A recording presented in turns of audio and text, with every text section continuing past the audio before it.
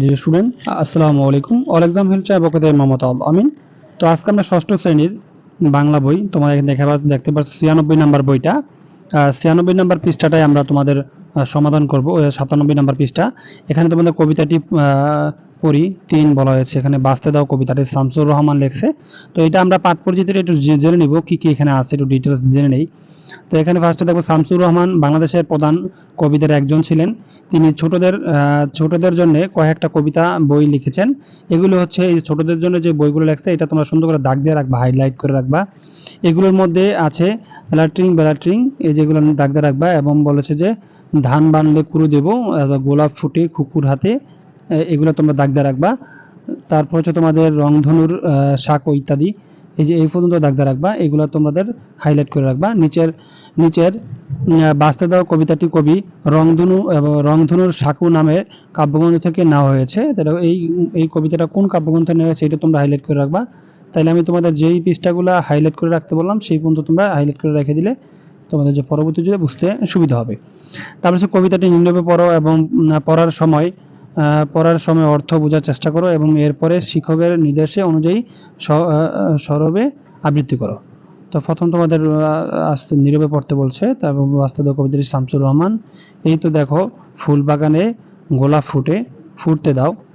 এখানে বলা হচ্ছে যে বাগানের মধ্যে যেই নির্দ্বিধায় ফুল ফুটে, গোলাপ ফুল ফুটে, তাকে ফুটতে দিতে বলছে। তাকে ছিঁড়ে তার বেড়ে ওঠা বন্ধ করা যাবে না। রঙিন কাটা ঘুড়ি পিছে বালক ছুটে, তাকে ছুটতে দাও। ছোট বয়সে বালকরা যখন খেলাধুলা করে তাদের খেলতে দেওয়া উচিত। এরকম করে তোমাদের লাইনগুলো তুমি একটু বুঝে নিবা। আমাদের কবিতাটা বুঝতে গেলে অনেক বড় হয়ে যাবে, এই জন্য আমরা ভিডিওটা বড় হয়ে যাবে। তো আমরা এখানে কিছু শব্দার্থ দেওয়া আছে, শব্দার্থগুলো এক নজর পড়ে নিব। তো এখানে ফার্স্ট শব্দার্থটা দেখো কি আছে। কাজল বিল অর্থ কি, যে বিলের পানি কালো দেখায়। এবং বলা হয়েছে কাটা ঘুড়ি অর্থ কি, যে ঘুড়ি সুতা ছিঁড়ে গেছে। তারপরে গহীন গাং অর্থ বিশাল নদী। জোনাক অর্থ কি, জোনাকি। তারপর হচ্ছে নাইতে অর্থ গোসল করতে। তারপরে পানকৌড়ি অর্থ কালো রঙের মাছ, শিকারী পাখি। আর এখানে শ্যামা অর্থ কি, পাখির নাম। আর সুজন মাঝি অর্থ দরদি মাঝি। তো এই ছিল তোমাদের শব্দের অর্থগুলা। এরপরে কবিতাটা বুঝি আমরা। এখানে কবিতার মধ্যে বুঝি এখানে কি বলেছে। শিক্ষকের নির্দেশ অনুসারে শিক্ষকের নির্দেশ অনুসারে তোমার দলে ভাগ হও। বাস্তব কবিতাটি কি বলা হয়েছে তা দলে আলোচনা করে বোঝার চেষ্টা করো, এবং কোন দল কেমন বুঝতে পেরেছে তা যাচাই করার জন্য এক দল অপর দলকে প্রশ্ন করবে, এবং এজন্যই আগেই দলে আলোচনা করে কাগজে প্রশ্নগুলো লিখে নিবে। এটাতে আমাদের আলোচনা করতে বলছে। এটা আমরা ডিটেলস তোমাদের উত্তরটা দিয়ে দিব। চলো আমরা উত্তরে চলে যাই। তো এখানে তোমরা দেখতে পাচ্ছ আমরা কিন্তু উত্তরটা দিয়ে দিয়েছি। এটা হলো তোমাদের কিছু প্রশ্ন করতে হবে এই কবিতার লাইনগুলো নিয়ে, এবং তোমরা বিভিন্ন দলে ভাগ করে এগুলো একদল প্রশ্ন করবে, আরেক দল উত্তর দেওয়ার চেষ্টা করবে। তো এখানে কিন্তু আমরা সুন্দর করে দিয়ে দিয়েছি, তোমরা দেখতে পাচ্ছ উত্তরটা।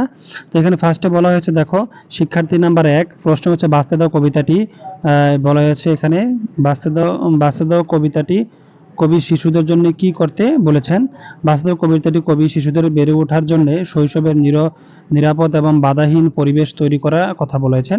3 নম্বর শিক্ষার্থী প্রশ্ন করেছে শিশুদের বেড়ে ওঠার জন্য নিরাপদ ও বাধাহীন পরিবেশ কেন প্রয়োজন। উত্তর দিবে 4 নম্বর শিক্ষার্থী উত্তর দিবে নিরাপদ ও বাধাহীন পরিবেশ না পেলে শিশুর শারীরিক ও মানসিক বিকাশ ঠিকভাবে ঘটবে না। তারপরে এখানে তোমাদের বলা হয়েছে 5 নম্বর প্রশ্নে 5 নম্বর শিক্ষার্থী নাম্বার 5 শিশুদের স্বাভাবিক ও শারীরিক মানসিক বিকাশ না ঘটলে এর পরিণতি কি হতে পারে। 6 নম্বর শিক্ষার্থী উত্তর দিয়েছে যে শিশুর স্বাভাবিক ও শারীরিক মানসিক বিকাশ না ঘটলে শিশু একজন পরিপূর্ণ মানুষ হিসেবে গড়ে উঠতে ব্যর্থ হবে। তারপর শিক্ষার্থী নাম্বার 7 নম্বর প্রশ্ন করা হয়েছে শিক্ষার্থী এছাড়াও কবি আমাদেরকে শিশুর মঙ্গলের জন্য কোন বিষয়ে গুরুত্ব দিতে বলেছেন।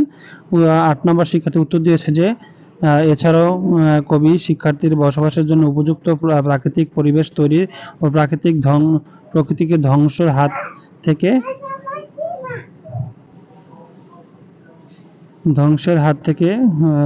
হাত থেকে রক্ষা করার জন্য দিকটি গুরুত্ব দিয়েছেন।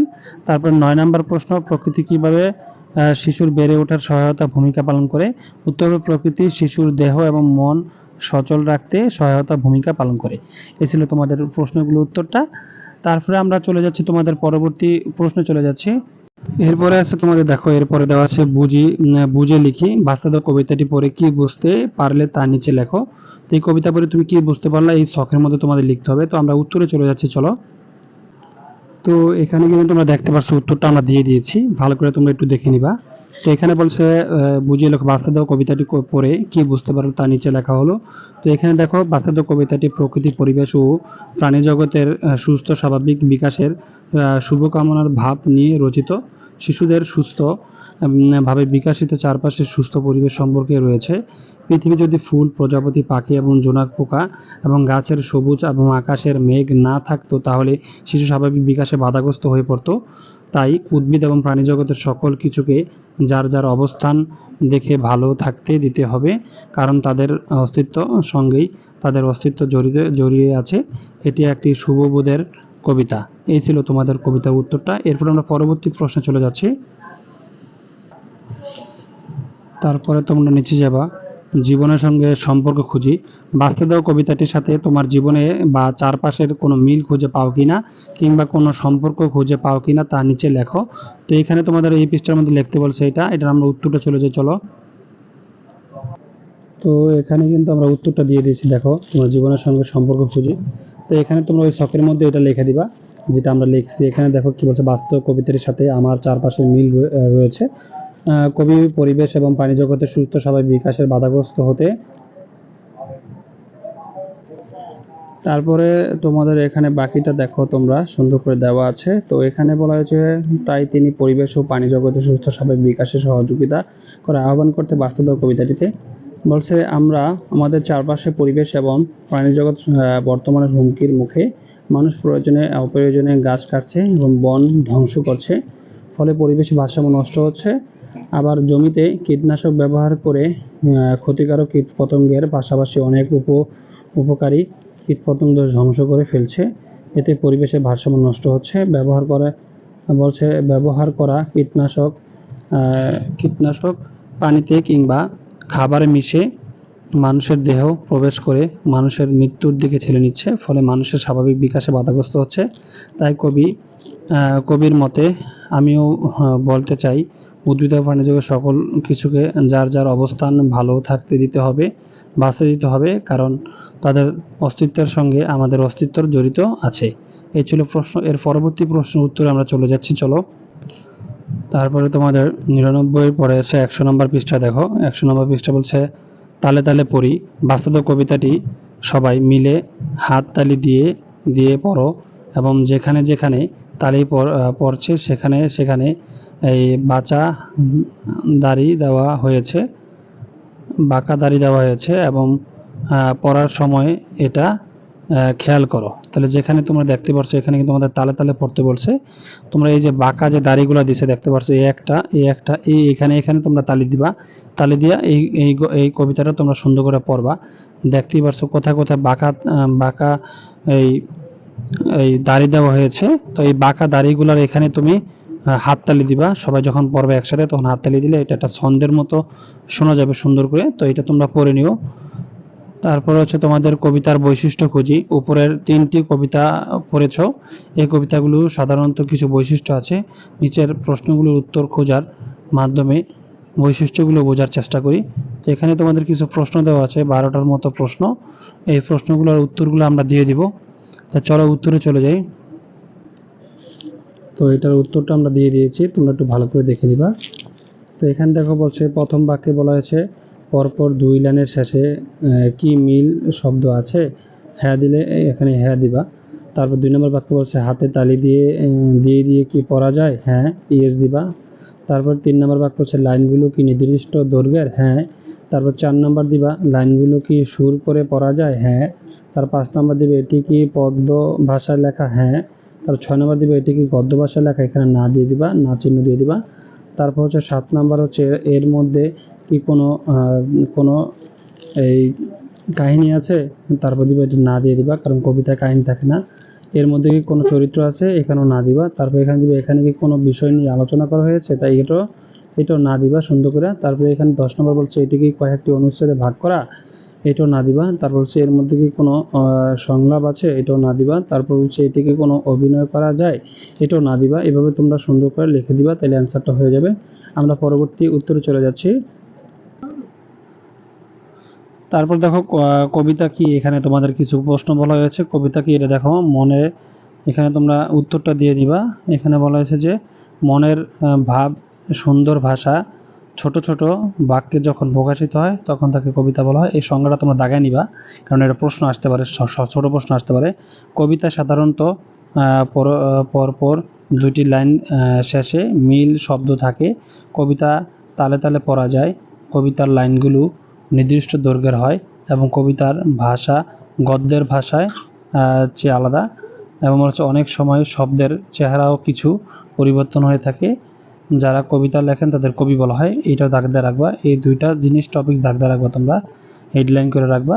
তারপর এরপরে নিচে কি বলেছে, নিচেটা একটু দেখো। বলা হয়েছে এখানে নিচে বলা হয়েছে যে যে কোনো বিষয় নিয়ে কবিতা লেখা যায়।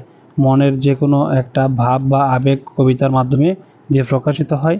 এই ভাব বা আবেগ সুখে হতে পারে, দুঃখে হতে পারে, এবং কি বিস্ময়ের হতে পারে, এমনকি কোনো কিছুর প্রতি ভালোবাসাও হতে পারে।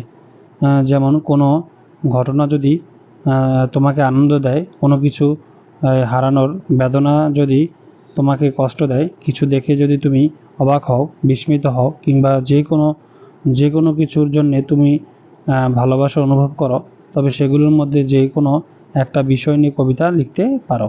এই ছিল কবিতার বিষয়। এরপরে আমাদের কি বলা হয়েছে ভালো করে দেখো। এরপরে আমাদের নিচে 102 নাম্বার পৃষ্ঠা দেখো।